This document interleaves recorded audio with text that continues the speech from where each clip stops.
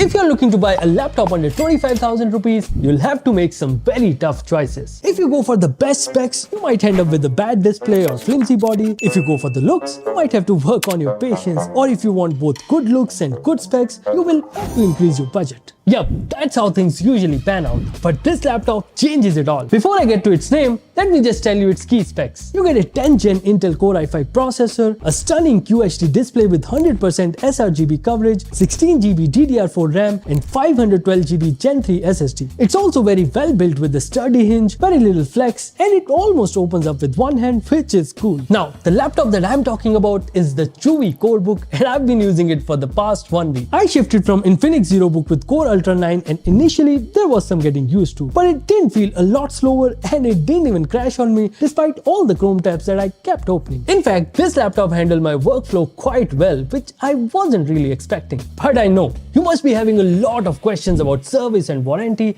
and I have a lot to talk about. But first, let's just get to know this laptop better. Hit the like button and let's get started. First of all, this laptop is very well built. Except the keyboard area, the entire body is made up of metal, and as I mentioned earlier, there isn't much flex. It weighs just 1.4 kg and you get all the required ports on each side. On the left, you get a fast type A port, HDMI 2.0 and a full function type C port, and on the right, there's another USB A port, a 3.5mm headphone jack, and a micro SD slot. For some reason, the HDMI port is upside down, but other than that, having a full function type C port in a 25K laptop is something rare, and I totally appreciate it because you can use it for charging or even for display output. Now, I'm not gonna lie, this huge warranty sticker on the back of the laptop is very odd, but the good thing is you will be facing this side of the laptop more, so let's just talk about that. When I first opened this laptop, I didn't even know the exact specs of the display, but I remember saying this is so good. It's quite sharp and bright and doesn't have the cheap laptop vibe at all. And then I looked up the specs and well,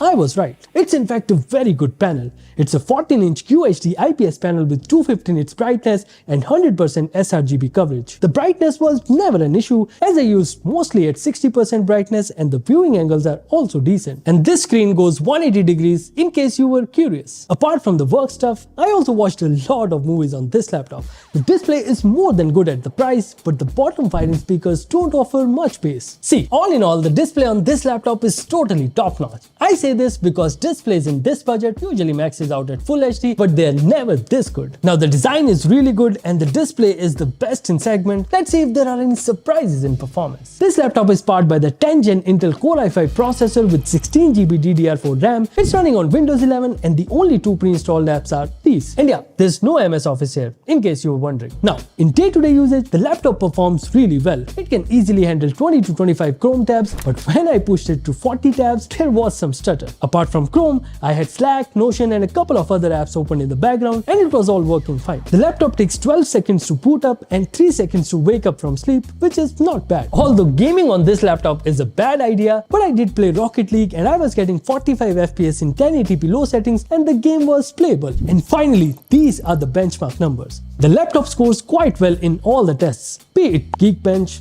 Cinebench, PCMark and even Crystal Diskmark. But in comparison to Acer Aspire 3, which is priced at around 28K, Chewy does fall short. Apart from that, the laptop doesn't heat up much while running benchmarks or intense usage as the dual heat pipe keeps it cool. Plus both the RAM and storage can be upgraded, which is really good. In fact, for RAM, you don't really need to open it up entirely. Just unscrew these two screws and you're good. But do you really need more than 16GB? Other than the performance, you get 46 watt hour battery with a 65 watt AC adapter in the box. In my usage, the laptop lasted 4.5 to 5 hours in a single charge, which is not at all bad, but the charging is very slow. It took 2 hours and 11 minutes to fully charge this laptop, which is a lot. When it comes to the keyboard, it's backlit, which is rare in the segment, but there's a lot of flex and the feedback is also not good. Plus the trackpad is also not the kind that I'm used to, but you do get used to it over time and the gestures work well too. Keyboard and trackpad is one area where this laptop doesn't feel any different than other budget laptops. On connectivity front, you get Bluetooth 5.2 and Wi-Fi 6